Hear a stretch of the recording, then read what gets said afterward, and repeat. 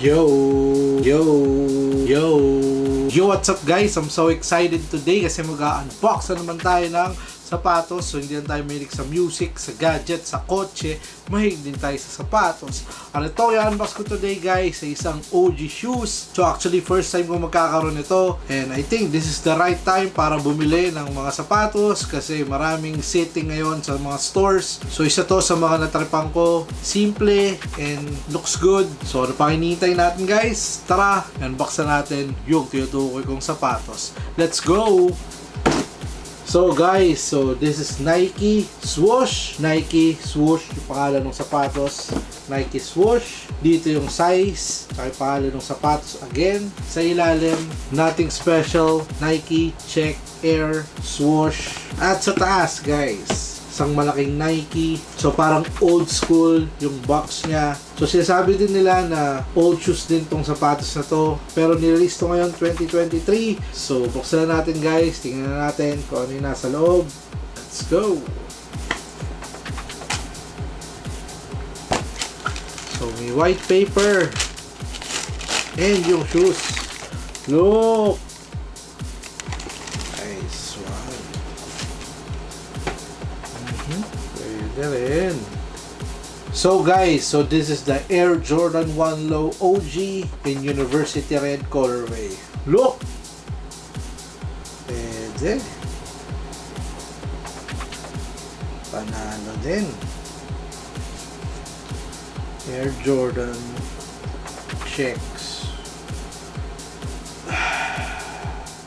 So guys, so ito yung aking latest cup, si Air Jordan 1 Low Retro OG, White University Red colorway. So ang SRP niya is 7,895 pesos. So actually first time ko magkakaroon ng Low OG. So napapansin nyo, may mga Jordan 1 Lows na nire-release. So ibang klase yun guys, compare dito. At ang isa sa mga napansin ko is yung materials na ginamit. Parang mas quality yung leather nito guys, hanggang sa likod compared doon sa mga unang nire-release ng mga Jordan 1 Lows na around nasa 5,000 to 5,500 hanggang 6,000. So mas mataas yung SRP ng mga Low OG kung tawagin. So kung makuha kayo ng discounted price nito guys, goods. And marami guys akong nakitang colorways na nirelease nito, yung parang mga silver, recently na black toe. So ito yung parang huli kong nakita na colorways, pero alam ko marami pa rin parating na Low OG. So parang hindi siya masyadong na-hype, and I think this is the right time para bumili ng mga Jordan shoes kasi right now maraming sitting na nirelease, mapa-lows, mapa-highs,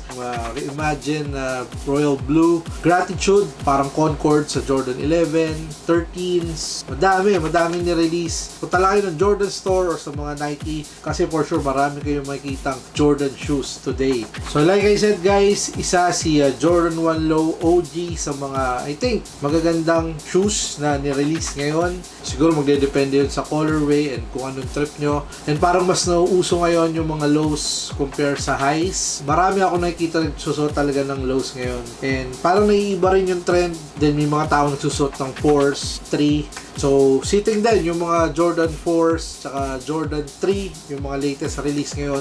So, check nyo lang sa mga Titan Store or Park Access. And isa rin to guys, sa mga sitting. Kaya natin siya na-cup. Easy cup siya, walang problema. I think mas na-hype yung black toe, pero nakita ko sa mga reseller is halos SRP din yung benta nila. So, good thing yun sa mga nagko-collect and hindi masyadong okay sa mga reseller. Pero so good guys. Although kahit simple lang yung dating nitong sapatos na to. Unang tingin ko dito is parang Nike Dunk Low. Pero kasing Nike Dunk Low no, parang ganito rin yung design.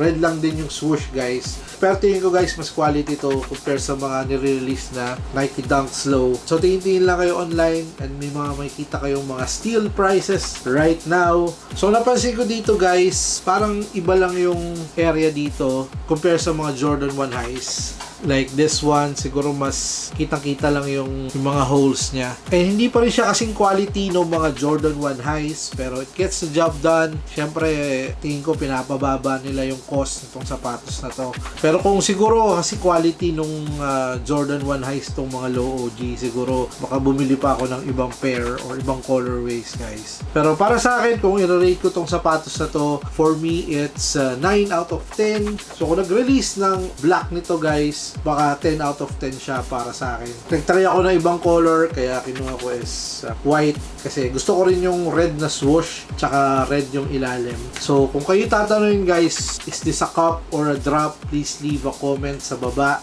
And may mga nakita rin akong low OGs na mga women's na magaganda rin yung kulay, yung parang tatlong colors yung makikita nyo dyan. So yun, guys, yung mga ganong kulay is parang wala na ako nakikita sa store. So abang-abang lang tayo, guys, ng mga sale ngayon, and I think after Christmas magkakaroon din ng sales or discount sa mga sapatos. So yung box na, guys, parang OG, like I said kanina. So nakalagay dyan yung pangalan ng sapatos. Parang katulad din siya ng mga box ng mga Jordan 1 highs. So it's so good, guys. Excited na akong gamitin to. Ang mga Jordan 1 lows ay magandang i-rock pag naka-pants kayo or naka-shorts. Walang problema. And may mga nakikita akong ginagamit din si Jordan 1 lows sa mga events, tulad ng mga debut, kasal, for everyday beater shoes. Not the best comfort, pero it gets the job done. And para sa akin, mas maluwag yung entrada ng Jordan 1 Lows OG compared to sa mga previously na nirelease sa Jordan 1 Lows. So para sa akin, mas nakakahingay pa ako dito,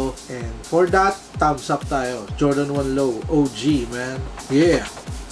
So guys, yung upper ng Jordan 1 Low Retro OG, it's a leather. So maganda yung quality ng leather, pero parang mas maganda pa rin yung mga highs. And ito yung kanyang laces, guys. So hindi siya naka-lace. So color white, so wala siyang kasamang extra lace compared dun sa black toe na may kasamang, I think, black laces yon. Kasi dalawa yung laces doon, isang red. And this is the nylon tongue na may Nike Air color red.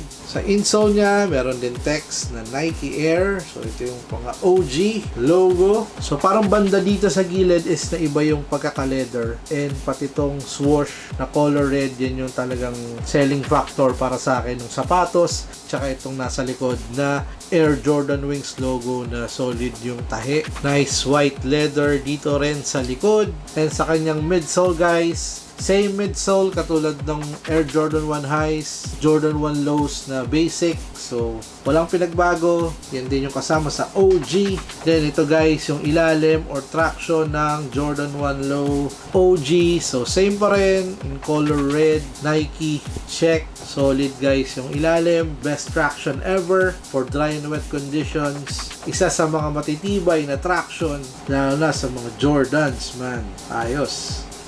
So guys, so in terms of sizing, so kinuha ko si Air Jordan 1 Low OG University Red on 10.5. So ang aking true to size pagdating sa sapatos is laging size 11. So basketball shoes, lifestyle shoes, size 11. Minsan nagte-10.5 ako, lalong-lalo na sa mga Jordans. So para sa akin, parang Adidas sizing si Jordans. So sa 10.5, parang medyo malaki siya. Okay lang kasi meron pa akong wiggle room dito sa may toe area. So yun yung gusto-gusto ko sa sapatos. So kaya be aware of that, guys. So sinasabi ng iba na medyo malaki din yung sizing ng mga low OG. So masasuggest ko, guys, na kung bibili kayo ng retro low OG is maganda na isukat nyo muna bago kayo bumili, since meron naman ito sa mga store, para alam nyo yung right fit para sa inyo, para hindi rin sayang ang pera nyo kung bibili kayo online, kasi baka mamaya ma-disappoint kayo sa sizing. Parang medyo iba yung gawa nito, pero yun yung aking obserbasyon lamang.